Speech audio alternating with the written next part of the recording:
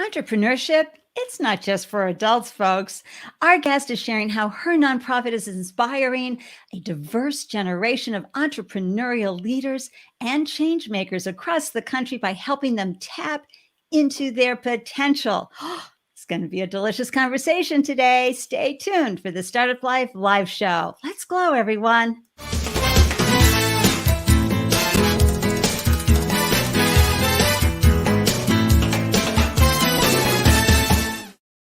Hello, everyone, and welcome to the Startup Life live show. I'm your host, Ande, Lyons, 4 times founder and startup champion to founders around the world. And after raising 4 businesses of my own, I know what you founders are crawling through every single day, the obstacles you're facing, the hurdles, and I'm confident that you're sleeping like babies every night, right? Waking up every 2 hours crying. It's really quite the journey. It's a roller coaster ride of highs and lows. And it's also, in my humble opinion, the best personal and professional development program out there. You never lose when you launch a business.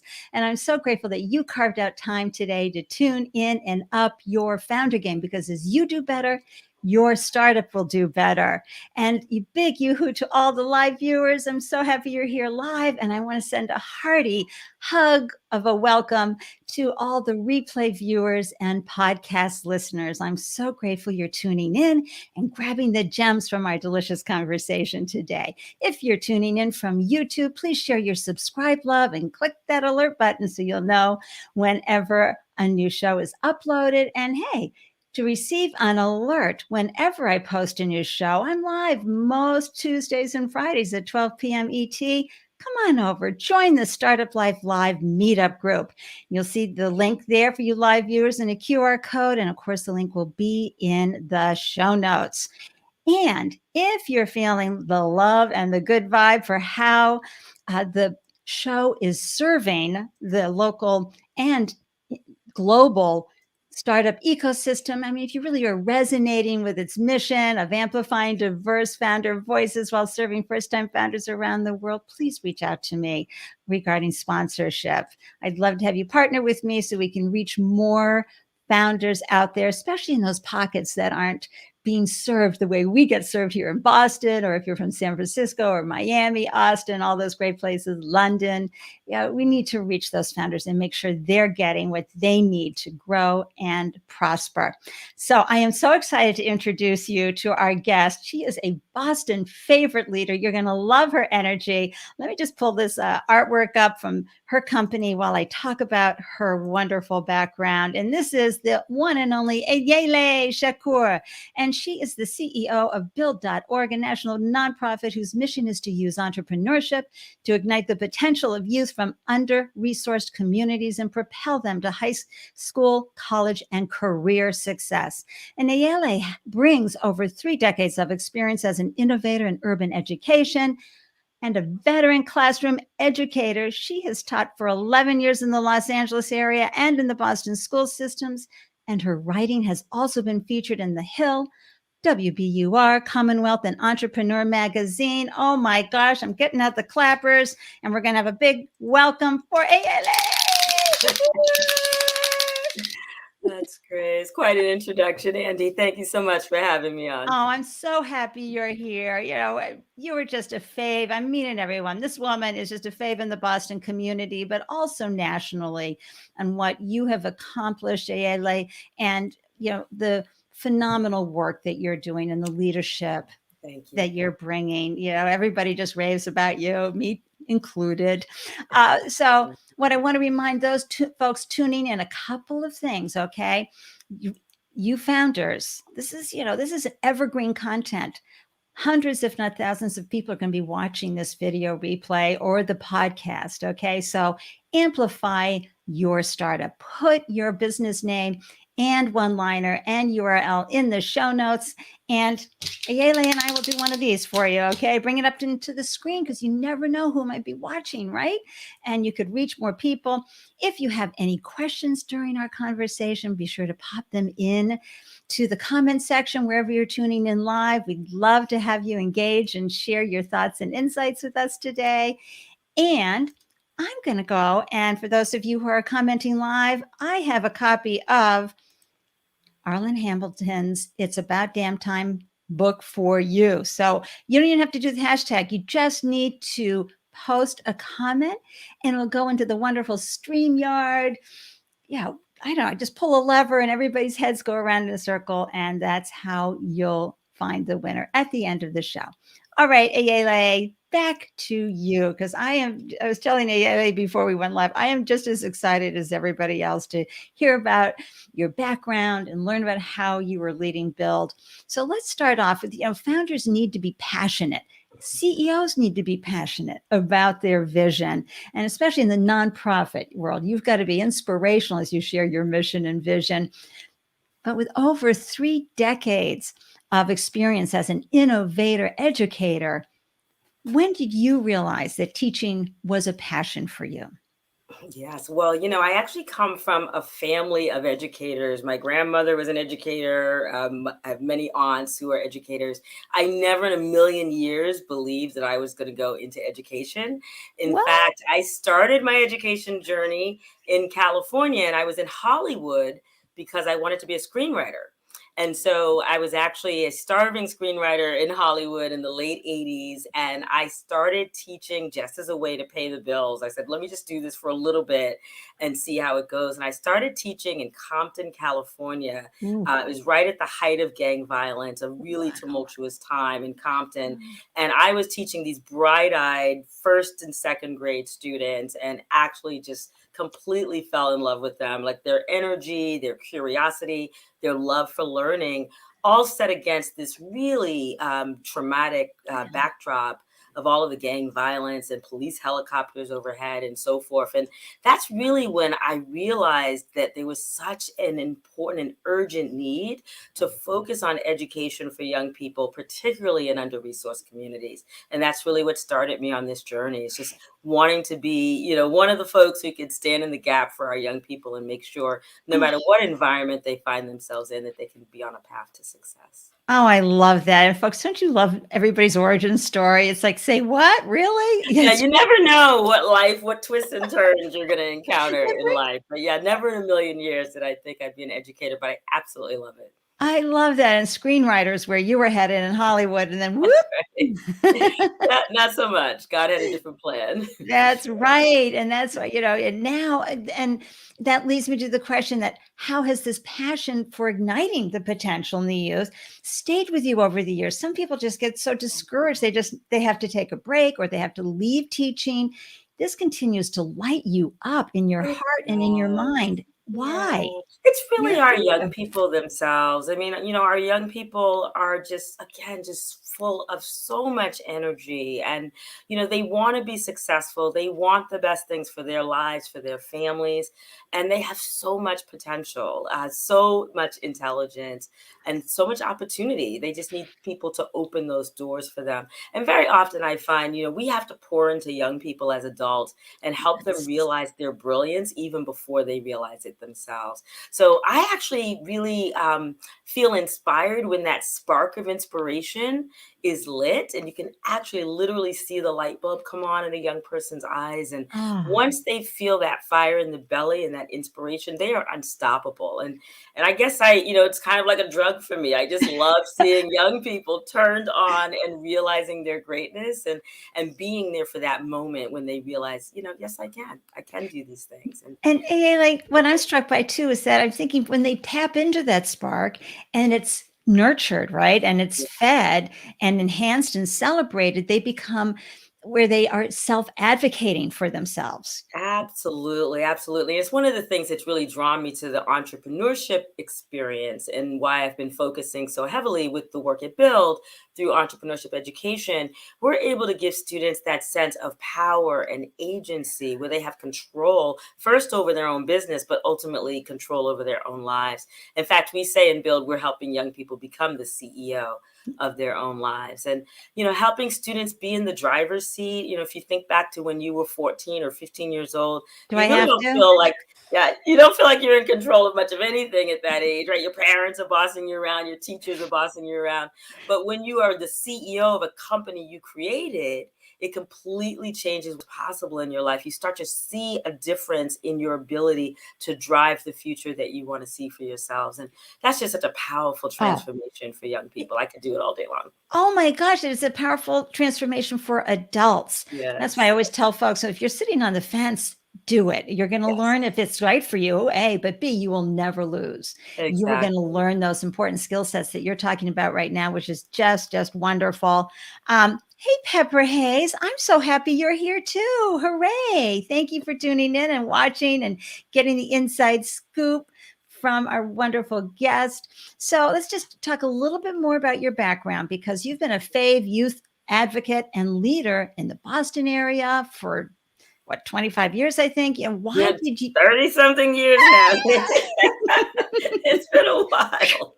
Yeah, yeah, And so why did you leave the classroom to join what you yeah. first did, which was the Boston Learning Center as its president and CEO? Absolutely. Well, I started the journey in Compton, California, and then I said, well, if I'm going to be an educator, I really didn't have a degree in education. My degree was in business, and so I thought, well, if I'm going to be an educator, let me come back to Boston, get a master's in education. So I went to Harvard, and then started working at the Boston Public Schools, and eventually I started feeling that I could have a deeper impact on young people if I came out of the classroom and moved into the after school arena.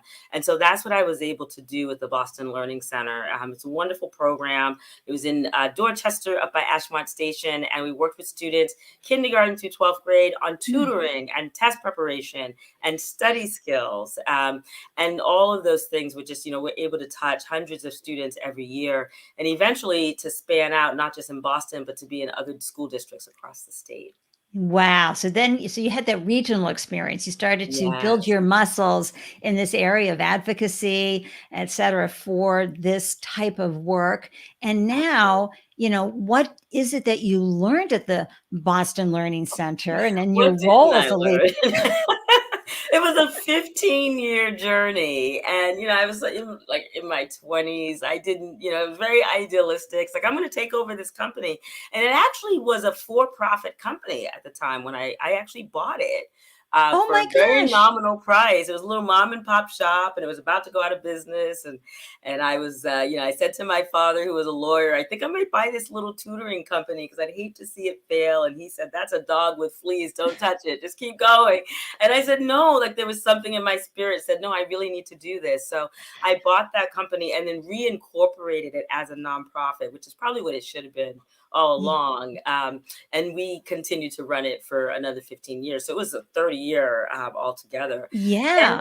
I learned everything about business, all the way down, fundraising, grant writing, how to do QuickBooks, how to set up accounts. I mean, not just the academic side, which I already knew, which was how to do tutoring and test preparation, but, how do you do hiring? How do you set up personnel? Like it was almost like a startup at the Yeah. point Oh, where I took it over. 100%. And then to reincorporate it, it truly was a startup under Boston Learning Center as a 501c3. And it Yeah. was just, an unbelievable journey. All the highs and lows, the roller coaster, just like you said. Sometimes when you don't think you're going to make payroll, you're just sort of doing a Hail Mary in the corner, just hoping you can make it through. Yeah. And then just wonderful wins when you're getting contracts with the state and just Oh, able to expand. So we really? were able to grow that thing from 130 students when I first started. And we were just under 1,000 students when I left. It was quite a journey and Well, a and lot of learning again, along the way.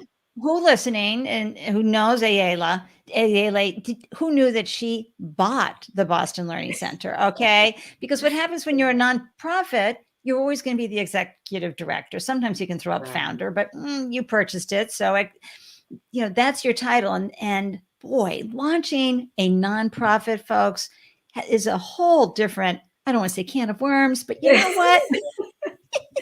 All There's entities have their pluses and minuses, but they yeah, do. nonprofit world is very, very unique. It is. It But is. I mean, you're there to make a difference, and so you Well, structure it in a way where you're not focused on the profits, but you're ultimately focused on the impact.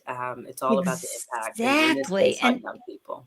before we dive into build, I want to talk a little bit about that, because you nonprofit folks, you really understand the difference between mission and vision. And I know plenty of the startup founders tuning in and listening are going, well, the mission is this, the vision is that. Let me tell you, the mission, a one sentence statement describing the reason an organization exists. It's very similar to the for-profit 30-second pitch. And it's focusing on the problem that you're solving for the group you're solving it for and your awesome sauce solution, right? Whereas the vision is the impact you're going to have at the end of the time period, the impact, all of that. And what does success look like once you've had your impact on the audience that you're serving, the community you're serving? What are your thoughts about this? Yeah, no, I Ayele? think that's exactly right. And we actually just updated our mission and vision statement and just took like the last 6 months really working with our staff and our board members to really refine the mission and vision statement for Build. Part of that was because we had really expanded our programming. We were doing a whole growth campaign called Building Generation Entrepreneur, which I know we'll talk We'll about definitely talk today about as that. well. And so, for us, the mission is really focused on, who are we? Who are we here to serve? What's the impact that we're driving towards? And the vision statement is really that moonshot for us. Like, where do we want to be once the mission has been fully achieved? And one of the things you talk about a lot in the nonprofit world is how do we put ourselves out of business, right? How do we get to a place where you no longer need Build because the work that we're doing is just so embedded and has really, brought forth the future that we want to see. So the mission for Build is to ignite the power of youth in under-resourced communities to build career success, entrepreneurial mindset, and opportunity. And then we have a little tagline. We say, we are here to help young people become the CEO of their own lives. And CEO is literally an acronym for us. It's the career success, the entrepreneurial mindset, and the opportunity. And so that's our mission statement. I'm just grinning ear to ear. Okay, so teachable moment here, folks. And I'm just going to do this right now. We're going to celebrate the founder journey with this info. Did you see how Ayele was able to just roll that right off the tip of her tongue? You need to practice that wherever you are. You need to be able to nail it and have that tagline. That is your job as a founder. So thank you so much for that. Okay, so Ayele, I'm going to play this wonderful video for build.org. Okay, so we're just going to get a nice 30-second feel for the amazing work you're doing. Here we go. At build.org, we don't just help students build businesses with our entrepreneurship program. We help them build confidence. We help them build character and help them build resilience. Build's #1 priority is just to prepare their students for the future. Build gave me the chance to experience things hands-on. If it wasn't because of Build, I don't think that I would have the confidence I have now. Build actually gave me the leadership skill that I needed to be my own leader. Hooray! Oh my gosh, that just feels so good, everybody, doesn't it? My gosh. So inspired by our young people. And, today, Andy, we're reaching over 6,000 students in 53 cities. So we have just done exponential growth, largely brought about by the digital products that we're doing now. So we've got these wonderful digital tools that teachers can bring into their classrooms. So now we've got teachers all across the country. So talk about that transition. So when you came on board, what year was it? I came on board actually in 2010, and I was the founding regional executive director for Build Boston. Okay. And had the pleasure of growing the Boston site. So again, talk about a startup, right? It was just me and a desk all by myself in a room launching this startup. But really excited because we were doing it with the power of this amazing national organization, Build, which was headquartered in Redwood City, doing some great work in the Bay Area. So Build at that point was in Oakland and East Palo Alto, Redwood City, but also in Washington, D.C. Okay. And so Boston was the third region that was coming online. So, and we had an amazing set of board members, starting with a group of managing directors at Bain Capital Ventures, who were really working with me really closely on helping to launch Build in Boston. So we did that work together and grew the program to serving just under 400 students a year with 6 great partner schools in the Boston public school system, and we're continuing to grow. So now we're also in Randolph public schools, and talking to new school districts about continuing to Right. expand the But work. you know, you also have an incredible national footprint and presence. Yes, exactly. So then when I became CEO in 2018, we started to really re-envision. At that point, Build was 20 years old. So we had just had our 20-year anniversary when our founder decided, Suzanne McKechnie-Clark, who you saw in that opening photo, she actually decided after 20 years it was time to step down. And I know, your audience understands this idea of founder syndrome. And she said, I don't want to stay too long. I think I've done my, all that I can do as the founder of this organization, and it's time to pass the baton. And I was just so honored that she passed the baton to me. So when I came on board, I wanted to really build on all the great things Build was doing, Yeah. but figure out, how do we take it to the next level? How do we 10x this thing and bring it to Hold so on, many more hold on, students? everybody. How do we 10x this thing? Come on. That's so for-profit lingo. There we go. And at that point, Build was serving like just under 2,000 students a year. And I said, that's a drop in the bucket. Andy, we actually we're looking at the data, and there are 10 million kids in what we call Title I schools all across America. So Title I schools are the schools in under-resourced communities, and the students there are typically students living below the poverty line. So that's really the sweet spot for Build, is we're bringing entrepreneurship into communities that are very often overlooked and underestimated. That's And right. so, 2,000 students is a drop in the bucket. So how do we get to, a few thousand students to 10,000 students to 1 million or 3 million students to really start having an impact? And we knew we couldn't get there without having more of a digital strategy to go along with Build. And so that's part of why we started this whole campaign called Building Generation Entrepreneur, Building Gen E. It's a whole growth campaign designed to bring entrepreneurship education to every child in every high school in America. Okay.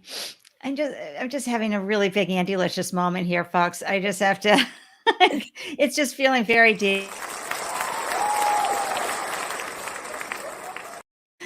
Because, I just got goosebumps from the way not just what you conveyed, but the image that, I'm like, I'm indoctrinated now into this vision, because not only how you conveyed it, but my understanding of when you show teens, youth, how they can not just be a taxi cab driver or little, where people get, who was it yesterday? I heard Cheryl, who wrote, anyway, she was saying it was the bigotry comes with low expectations. That's the real bigotry. And when you have low expectations, especially of your youth, they're just going to get disheartened and not have the fulfilling life. And now that you've made it so easy for them to do, and the teachers to bring this, and the educators to bring this in on a student level, let's talk quickly about the digital, how you framed that up. And so, because you had to talk to your board, and folks, a nonprofit really doesn't really sneeze without talking, bringing in the board. That's right. The board is always all in. And, we had a lot of conversations over the years, do we want to be a small boutique program serving a small number of students, or do we really want to go big and bring the impact, to millions of students across the country? And many people on the board had that appetite. And I think when the world shut down because of the pandemic, and then we were faced with the nation's racial reckoning after the murder of George Floyd, the board was just really all in. They said, we can't afford to take baby steps. It really is time for us to go big. And so we just had tremendous support on the board at that point. See, that's tremendous. And, that is just so important to have that, and not just support, but that, wind in your sails as the CEO. When the board says, like, no more baby steps, we're there, we're behind you, then you can go and get going. So it was tremendous. And then we just got to work, and, we released our first design challenge in like April or what's a design May. Challenge? Well, it's, excuse me, it's a 10 to 20 hour taste of entrepreneurship. It's free to educators all across the nation for middle school and high school students. And it helps students learn about human-centered design, They're actually, for this year's challenge, focused on thriving communities. So they're Human-centered learning. design. I just want to make sure everybody hears that. That's right, human-centered design. And we're teaching that to middle and high school students. Yeah. And they're using entrepreneurship to reimagine their communities and build thriving communities. So they're coming up with products and services to make their own communities better. This is such an incredible initiative. Speaking of someone who gives back tremendously, Marie Roker Jones, I'm so happy to see you here. And Ayele, she says, thank you for being a change maker and support for under-resourced youth. My pleasure. Marie, Andy, you have a video there for the Build Design Challenge. Maybe we could show that. Can I now? play that? Okay, everybody can do a screen share. So here we go. Gonna bring this baby in. Okay, takes me just a few seconds. All right, here we go. Let's play it. Welcome to the Build Design Challenge. Have you ever dreamed of owning your own business, creating your own app, or making a positive change in your community? If so, here's your chance to be the boss. This is an adventure where you can select the path you choose with our help and guidance. We provide the map for your journey. All you need to bring is your time, energy, and imagination to envision a solution you can later bring to life. Along the way, you'll learn a technique called human-centered design. What's that? Let me break it down for you. Human-centered design is understanding who you're designing for, with the focus on your client. If you're new to this, don't worry. You have a unique perspective and voice that we want to hear. After all, who has your experiences, your truths, your outlook on the world? Basically, you have everything you need to create something both useful and inspiring to make someone's life a little easier. So, are you ready to make a difference? Let's build. Oh my gosh. Yes, and that's the Build Design Challenge. And previously, if you wanted to get involved with Build, you had to be in one of our Build cities at one of our Build partner schools in order to do it. Yeah. Now, any educator, middle school or high school, can sign up for the Build Design Challenge and bring that into the classroom. So there's no reason now why someone can't do Build. Any listeners on your podcast can also bring this to their school. Just bring it to your teachers. We can share the link and they can go to build.org. Oh my gosh. And learn more about the Design Challenge. So it's an open educational resource, completely free.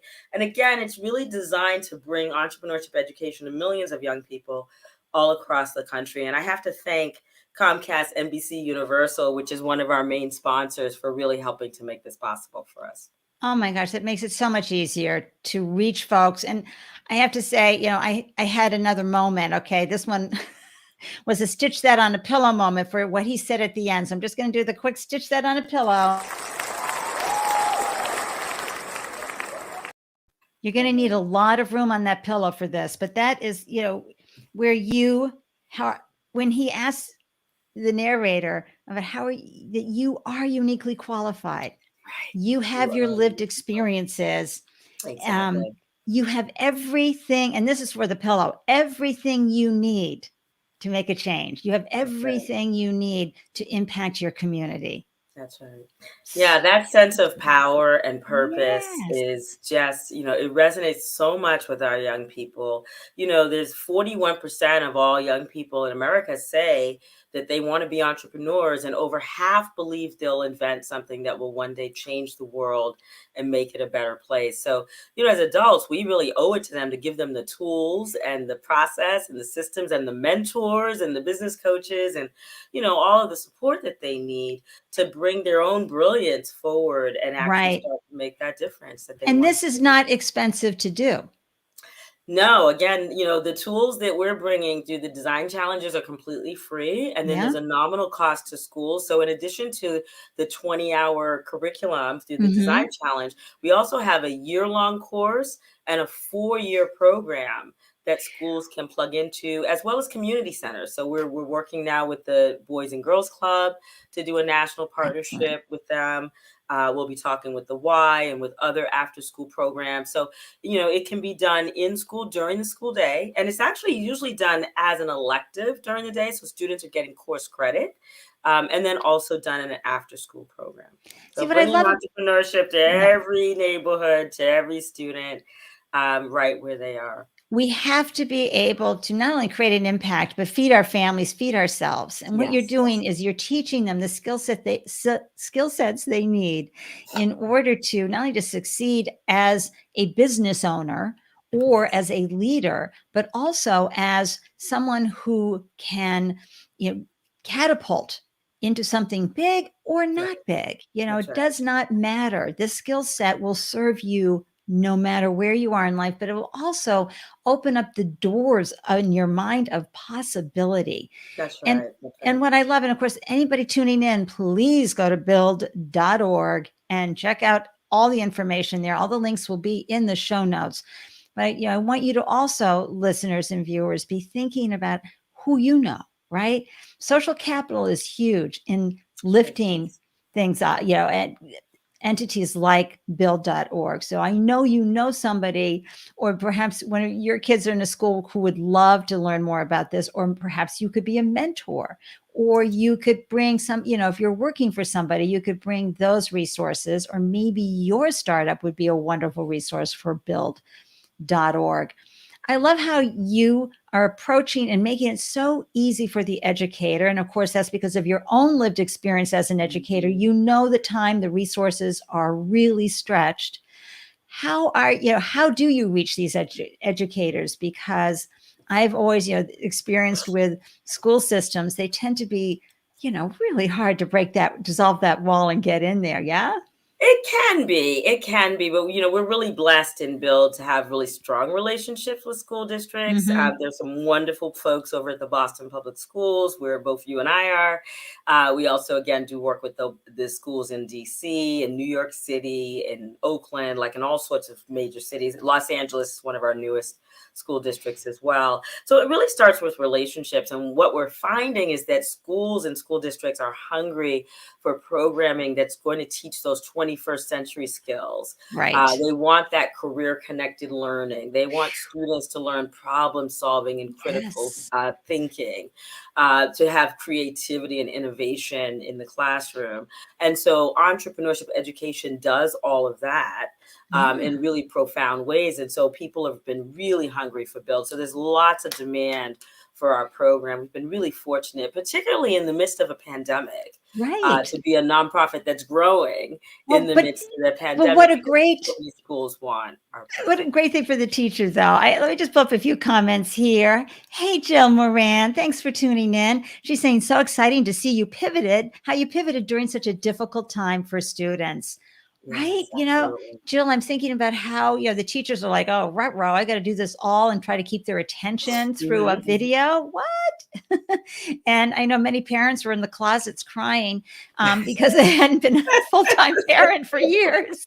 It's been such a challenging year for everyone these last couple of years. There's this It's one. definitely been challenging for sure. And I think, the fact that we were able to bring some innovative and fun curricula, this year's challenge for the Build Design Challenge was around thriving communities. But last year's challenge, when the pandemic first hit, was specifically on the COVID-19 pandemic. And so we asked students to use entrepreneurship and human-centered design to come up with solutions to promote mental and physical wellness. Yes. And that was just like such a hit in the classrooms because everybody was just trying to stay sane. And the fact that, students were able to come up with products and solutions, it took this sense of anxiety and fear and anger and angst around the pandemic and gave them instead that sense of power and purpose, because now they were back in the driver's seat, able to come up with these entrepreneurial solutions. And the good feelings that you get when you know that your idea is something that's going to help. And we have some great local programs where I am for this, but there's this whole new level of appreciation folks are having for their community, which I love. And this is what you bring too, is the giving back. So often, especially if you're the parent that got the memo that said you're supposed to do everything for your child, it's too self-centered. All our children need to be doing service-oriented programs early on. One of the things my kids did was destination imagination, so they could learn how to work in a group and create based on the themes of that year as a group, something that was meaningful and entertaining, and they had innovation and things like this. But entrepreneurship, it's no fooling around. What you're teaching these students is a skill set that they can take and implement at any point in time. Could be tomorrow. They could create a game that would help the world, and human engine and human designed to give back. It's just amazing. Yeah, they came up with ideas for games, for websites, for apps. Like it was just all sorts of things that the students are able to think through. And there's something really powerful when a young person can go from concept to customer, right? To really think about something that they're bringing into the world that really truly does have value. It's incredibly empowering. It really is.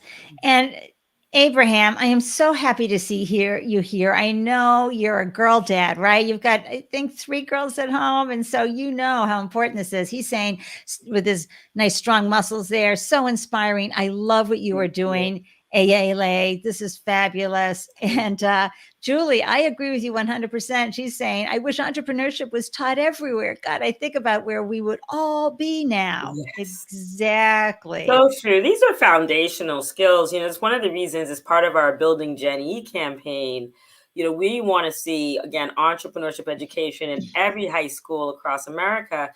Because it's much more than just starting a business, right? Students really are starting real businesses with real money they get to keep. They're learning not only how to make a profit, but how to make a difference in their community. But it's also those 21st century skills. It's the social capital that you just talked about, where they're having connections with mentors and business coaches. It's learning resilience and agency and voice and how to communicate. There's just so many skills you can teach through entrepreneurship. So really, wanting people to understand that and bring it to every school. You're absolutely right. When we had James Oliver on the show, he's the founder of Black Parentpreneur Foundation. He was talking and we got into a good conversation about how at the end of the day, that social capital is more valuable than the raising money capital, the financial capital. Those connections are so key, right? It's what they say. It's not just what you know, but who you know, and more importantly, who knows you. And so, really with our young people, we're intentional about the relationships that we bring into their lives through the mentoring, the matching with mentoring, with other caring adult role models.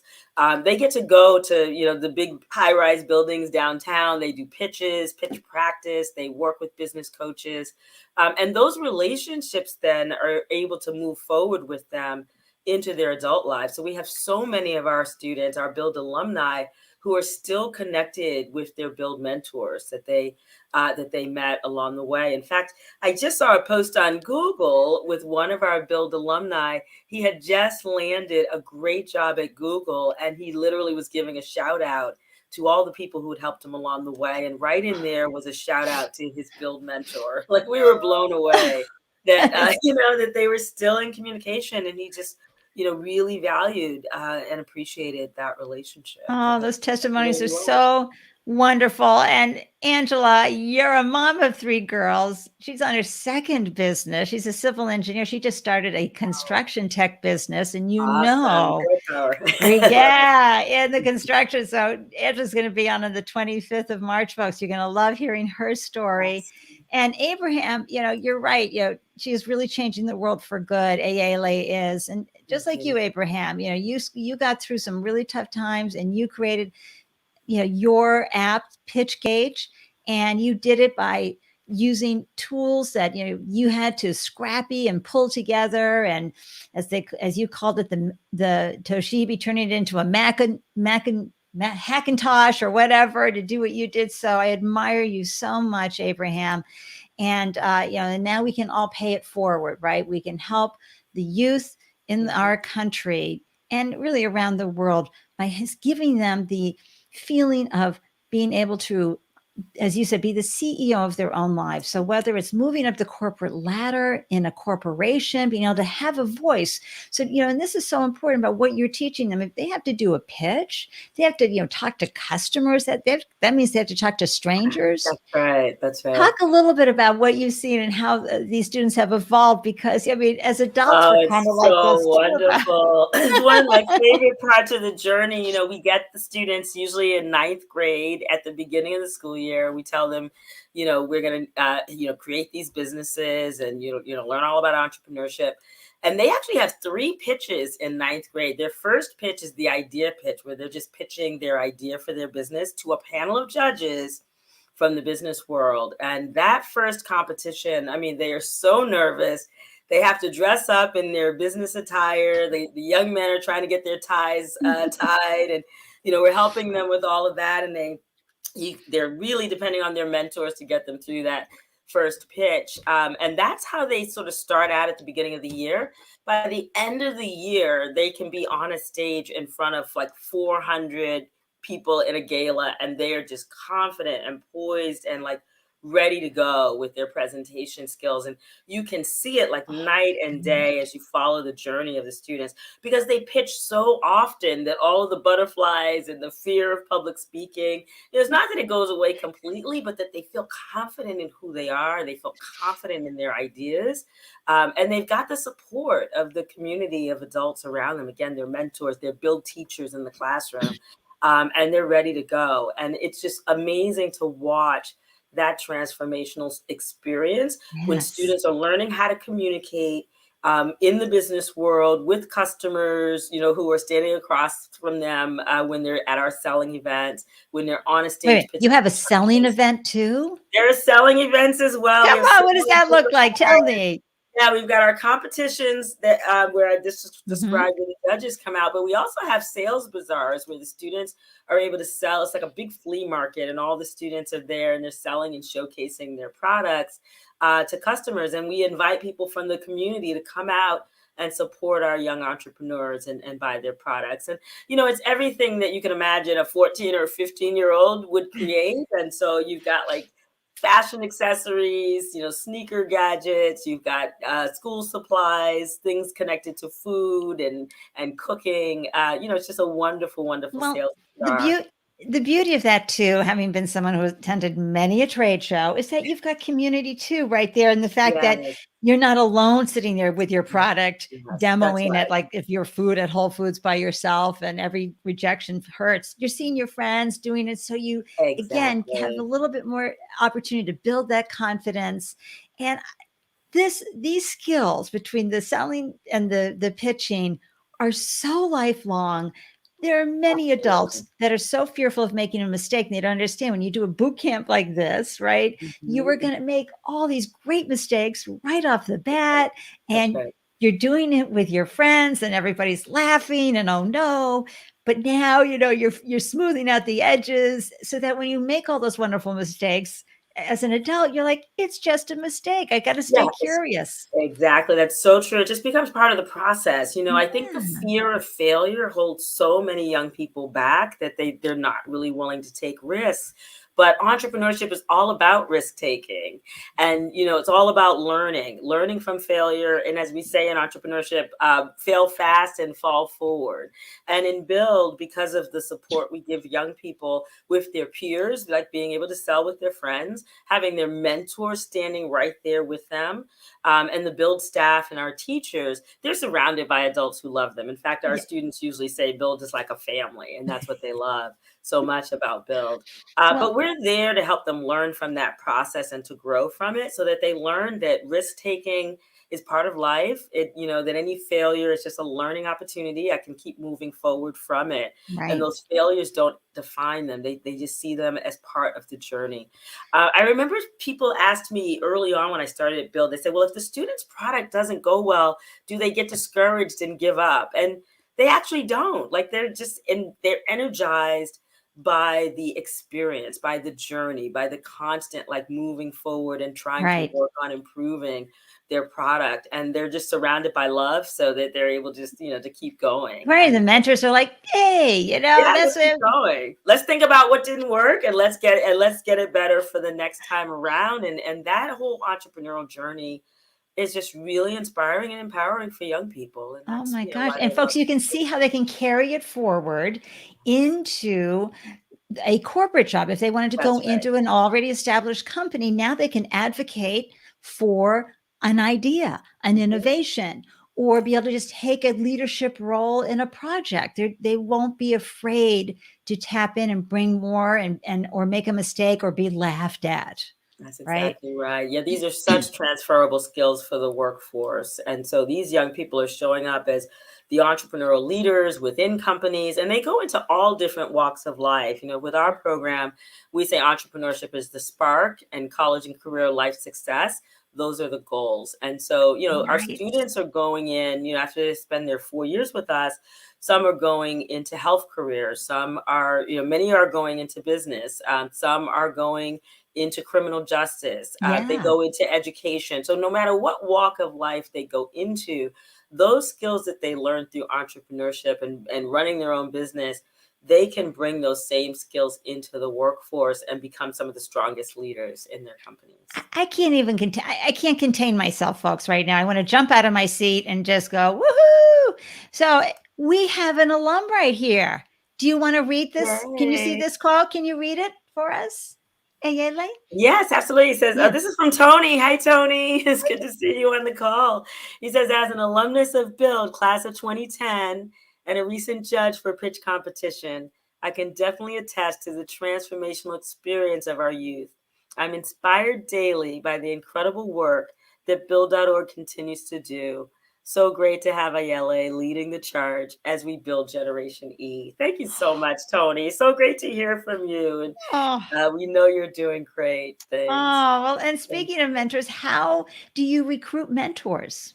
Yes, well, again, anyone who wants to be a mentor can go to build.org. We recruit mentors throughout the year, but our greatest need is certainly at the beginning of each school year. Mentoring usually starts in October and runs all the way to the end of the school year in June. And we need mentors from all backgrounds, all walks of life.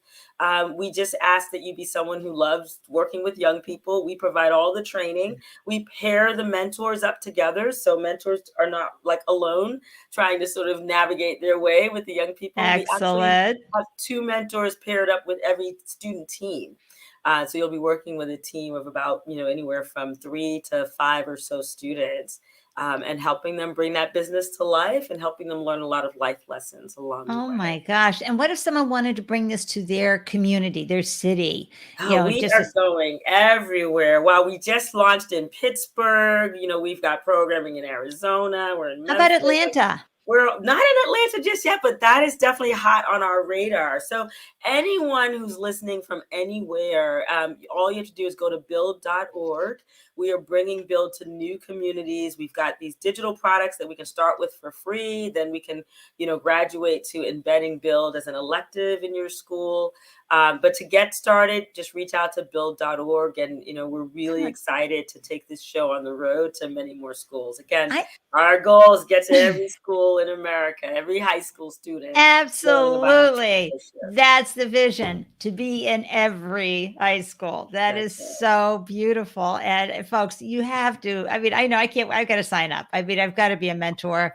No fooling around. I'm not going another day without mentoring for this wonderful organization. And then does the board turn over often? Because that's an important part of, your recruiting. How do you find those who are passionate about what you're doing? Yes. Well, our board members are absolutely phenomenal. I shared about the folks over at Bain Capital Ventures who were the initial founding board members for Build Boston. And then we've got our national board.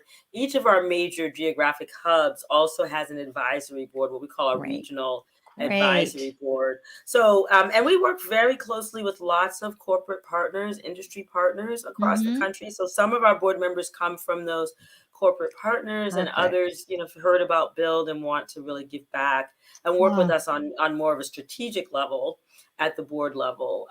So there are many of those opportunities as well, both at the national board and the advisory board.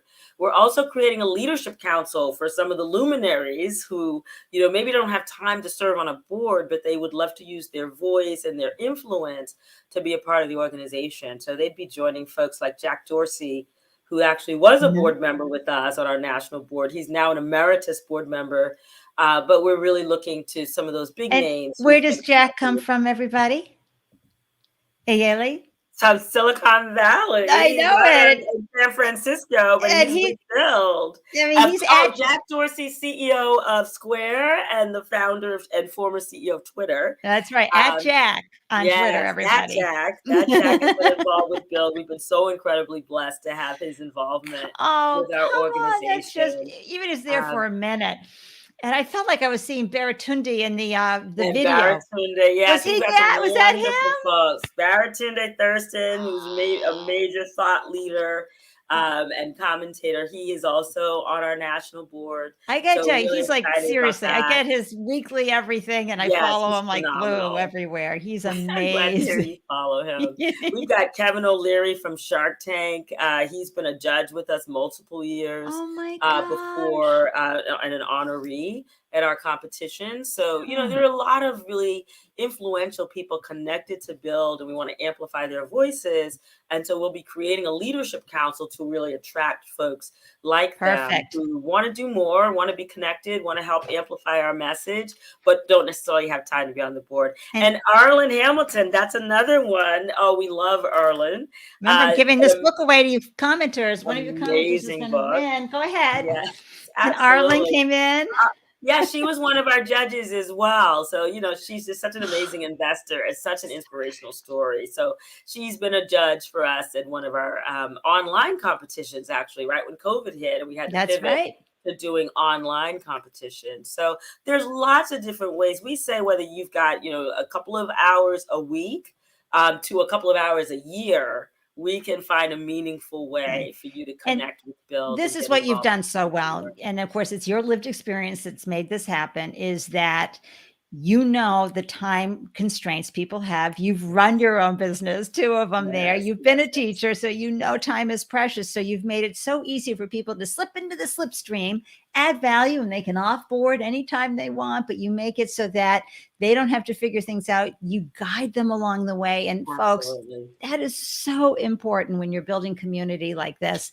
I want to just bring up, hi, Gail, how you doing? This is a woman who helps youth understand money. Isn't like it's Moolah is your wonderful business, Gail? Oh my gosh, she's always about teaching kids about managing the money and investing and taking them to the next level. So Gail's saying, great job creating these experiences for kids. And look what Edward has to say. You can read that one. All right, we've got a teacher in Costa Rica who just signed up for the design challenge. So that's great. Yeah, that clapping thing going. So yes, anyone who's listening on this call, if you're a teacher or if you've got kids who are in middle school and high school, you can send the information to them, to their teachers. Right. We want to be in schools all across the country and even globally. So, and then Angela's saying she's joining me. Me too. I want to be a member. Yes, I want to be a mentor. Oh, the best of mentors. We need lots of mentors, business coaches, and guest then Peter, speakers, people who can do guest workshops. Yeah, all of that. And hey, Peter, wow, I need a Silicon Valley mentor too. I know. Indeed. Founders are always looking for that. So you've been really great sharing how the Startup Life Live community can add wind to your sails. Let's talk a little bit about you as a leader. And this is not an if this ever happened, when you've been feeling really inadequate as a leader and wondering, oh my gosh, am I going to be able to take this, mission and vision and get this implemented? What is a mindset hack that you've used, Ayele, to help you get back into the, out of the negative thinking, get rid of that inner critic and get back on purpose? That's a great question.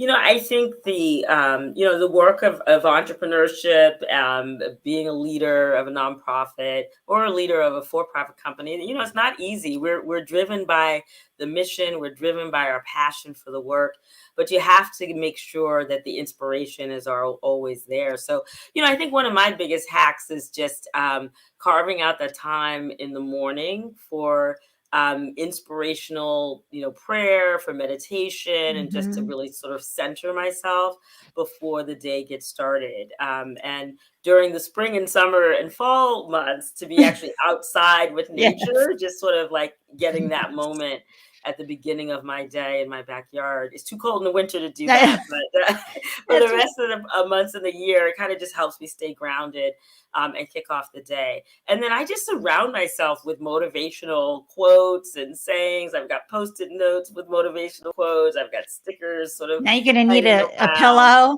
Yeah, now you get the stitching on the pillow. Even my coffee mug, which says revolutionary, Oh, wait a so minute. Let me bring that up. Here we go. revolutionary. Excellent. The Whatever it revolutionary takes. coffee mug. So, it's just like surrounding myself with messages of what we're trying to accomplish, where I'm trying to go, what I'm trying to accomplish for our young people, and just pouring in those positive messages is Excellent. also Pepper's right there with you. She's saying, wake, pray, and slay. that's right. There we go. That's the hack right there. So, Ayele, we have been talking so much about how entrepreneurship serves our youth and how focused you are on that. How has entrepreneurship served you, both professionally and personally? Yes, yes. It's entrepreneurship is something I hold very near and dear to my heart. It's really about following the passion and the fire in your spirit, um, being willing to take those risks, to learn from the failures and fail fast and fall forward. And I think that I used to have a magnet on my refrigerator door. It said the best thing about being an entrepreneur is that you get to decide the 80 hours a week that you'd like to work, right? Which I thought was okay, great. But it's a lot of work that you pour in, but there's nothing like feeling that you are charting a path and Yeah. following your purpose in the work that you're doing. And it doesn't Excellent. feel like work when you're following your purpose. It's, Um, tell me, yeah, joyful purpose here with this show. joyful It's the purpose. same thing. You're working hard, but if it just feels different. Yeah, and it really is fun, honestly. It feels fun. And also just surrounding yourself with an amazing team, which I have at Build. These are people who are passionate, as passionate as I am about our mission, Yes. hardworking, but also very fun and just joyful in the work that we do together. And so it's an amazing leadership team. We've got amazing regional teams that, in each of our cities. And that makes the work so much easier because Yeah. we're all here for our young people. Yeah. And again, our young people just inspire But us to as keep as we going. and as we say in Boston, you were wicked smart to get those right people on board. The right people on board makes all the difference. That's for Okay, sure. so I'm going to do the giveaway now, everybody. Someone's going to get a free copy of Arlen Hamilton's book. So excuse me while I do a quick screen share and bring in this fun tool that StreamYard gives us. And let's see if I got that in. Here it comes. Hooray. You all see that there? Oh my gosh, this is so much fun. Wait to see how this goes, everybody. Here we go. We're going to draw. Who's going to be the Oh, winner? that's so cool. Isn't that I love great? it. Oh, wow. Marie Roker Jones is the winner. Yoo-hoo! I know how to find you, Marie. Congratulations. Congratulations. Excellent. Such a great book, too. It's great. Such a great book. I'm so happy. Any last thoughts before we wrap up and I pop you in the green room and do my final goodbye to everyone? Yeah, well, I just hope everyone leaves this conversation with a broader understanding about entrepreneurship education and Yeah. the power of entrepreneurship to transform young people's lives. We're actually going to be starting a Gen E pledge and asking people all across the country to sign on to the pledge saying, we believe that every child in America should be Yes. learning to think and act like an entrepreneur, Yes. developing entrepreneurial mindsets and skills, and having entrepreneurship education in our schools. And so, I just hope that people will be inspired by today's conversation, that they'll join our Gen E movement to build this new generation of entrepreneurial leaders and change makers. And Andy, Oh, thanks so much for having me on thank so I could share that message. Thank you for coming on and sharing your light, your joy for your wonderful organization, build.org. Everybody, I know you can contribute. Get on their mailing list, follow them everywhere they glow. I have all the links in the show notes. So, and I just want to thank you for carving out time to join us today, Ayele. It was just lovely. I'm just going to be floating on cloud nine for the rest of the day from this Thank you, Andy. We'll conversation. look for you in our mentoring program. Please, are you We'll sign you kidding? up. And I love working with young people and they love working with me. So it's a perfect Yes. match. It's a lot of Yes. fun. Okay, I'm Good. gonna go into the Maybe you can solo. have some of our students on one of your broadcasts as well at some point. You Some of the you tell entrepreneurs. me when and where. I will bring them up. I can have up to 10 folks here. We will have a Awesome. delicious conversation. Seriously, I am That sounds here. fun.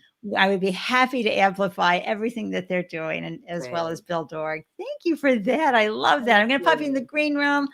I'm serious, everybody. I am like floating from this incredible conversation with the CEO. And she's got a lot of the founderhood in her from this organization, build.org. Ayele Shakur lit us up. And so let me just tell you, though, we got another wonderful person coming up next on the Startup Life Live show. Let me just go ahead and tell you a little bit. If you're feeling a little scared about what you're doing, a little fearful because you didn't get that nice entrepreneurship training as a kid, next on the show, Tuesday, March 15th at 12 p.m., our guest is Chana Mason, and she's sharing her best practices for shifting your mindset for success. And here's the scoop with Chana. When she was 5 years old, a gang of armed men broke into her childhood home in Bogota, Colombia, and held her family hostage. Her family miraculously fled to Miami, but she was left completely traumatized and for decades had to deal with her PTSD, anxiety, and depression from this experience. But you know what? She figured it out. She found some solutions. She dove deep, and now she's helping others who are experiencing the chokehold of being too afraid to move forward. So we're going to have a delicious conversation. And the best way to know whenever I post a new show is to join the Startup Life Live meetup group. Links are in the show notes, and or you can scan that QR code if you're watching on the video. Would love to have you on board because there's going to be someone that you're going to want to hear. I know it. And to all my podcast listeners, I'm grateful for you tuning in, live viewers and replay viewers. You're the best. I'm so grateful for your time and presence on the show and wishing you all a delicious day everywhere you're glowing. Until I see you next time, mwah, have a wonderful day. And here we go.